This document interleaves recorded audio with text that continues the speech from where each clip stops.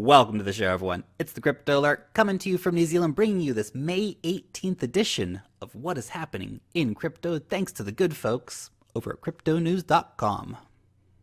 Bitcoin, $8,236, down 9.8% on the 7-day. Bitcoin, bro, what's going on? I thought we were cool, man. How you doing to this to me? Man. Ethereum down 7%, $689. Overall, a rather red market, but Decred, Augur, and Huobi token are all outperforming the market at the moment, maintaining gains on the 7-day. Big story today, Cyberbank completes first blockchain-enabled commercial bond transaction in Russia. Cyberbank is one of the largest banks in Russia. They did this in cooperation with MTS, which is one of the largest telecom providers in Russia. Great use of blockchain technology. Nice to see, I suppose, the big players in Russia adopting blockchain technology. Cyberbank is also a member of the Enterprise Ethereum Alliance, so nice to see all these pieces of the puzzle coming together for them.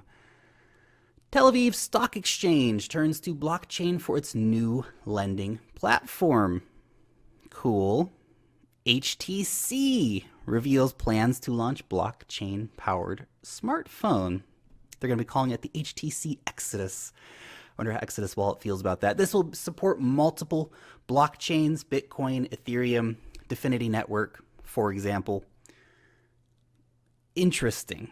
Now, there's other projects aiming to have blockchain phones.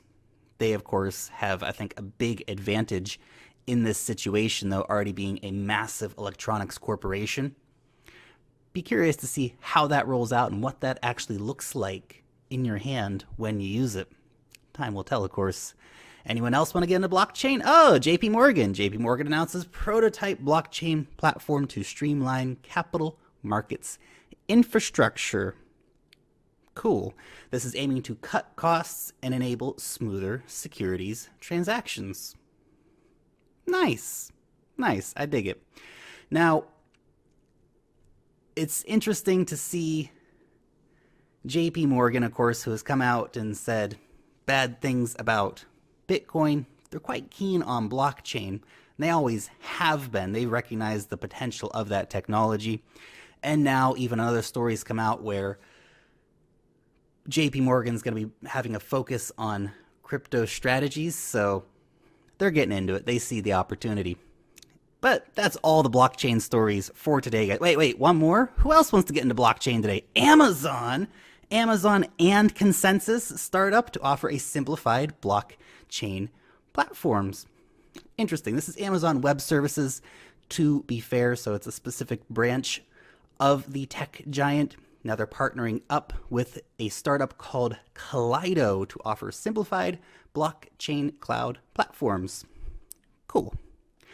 French finance minister openly expresses his love for cryptos and blockchains.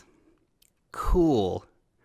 This is Bruno Le Maire. Now, he is known as Mr. Bitcoin, who was previously quite skeptical of Bitcoin. But now he comes out with a statement. I was a neophyte a year ago, but now I've become passionate. But it took me a year.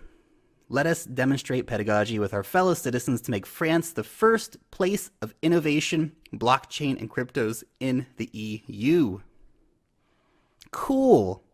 That is a great statement. Nice to see someone with an open mind. They came in very pessimistic on examining the facts, looking at the technology, but actually, let's get into this. This is good. We should be at the forefront of it. Cool. I like it. BitHum withdraws altcoin listing after customer backlash.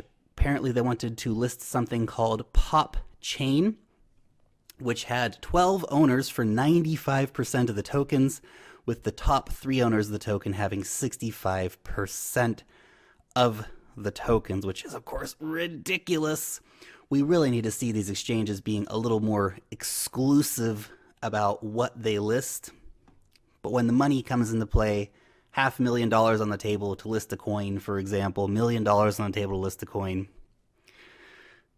monetary realities come into play. But nice to at least see that they listened to their customers in this situation.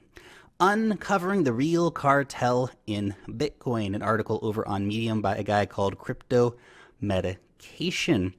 Now, this article makes a few new revelations, but largely it packs together all of the dirty dealings around Tether, links together all the shell companies behind Bitfinex, and there's Polish banks, there's the Mexican drug cartels. It reads like the story for some kind of cheap Hollywood film, but this is what's actually going on in the background of cryptocurrencies.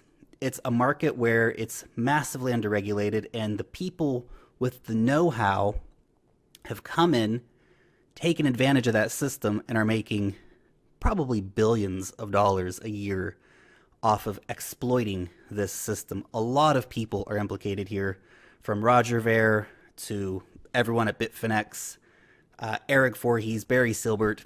It's an interesting read. It's a long read. I would suggest if you did want to know some more information about it, come over here, spend a few minutes, read through the article. Let me know what you think about it in the comments section down below. Do you think these dirty dealings are real? Certainly seems exactly like what's going on, but you know, it's until proven.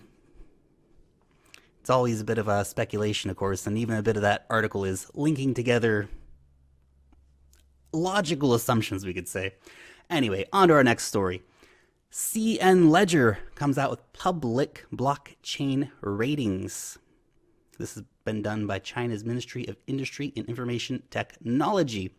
Now, they ranked these by different categories. For example, we see that the top for technology is Steam, which is interesting. We look at application. Neo and Ethereum are on top. We look at innovation. Komodo comes out on top. Very interesting. Overall, Ethereum ranking number 1, Steam number 2, which is very interesting. Lisk number 3, Neo number 4, and Komodo in at number 5. Interesting ranking system. Obviously, there's a certain amount of, I think, arbitrariness when it comes to creating these rankings, but let me know what you guys think about it. Do you think that the rankings are correct? Hit me up in the comment section down below about it.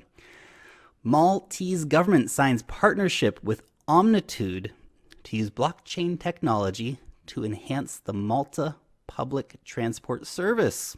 Very, very cool partnership for Omnitude, without a doubt.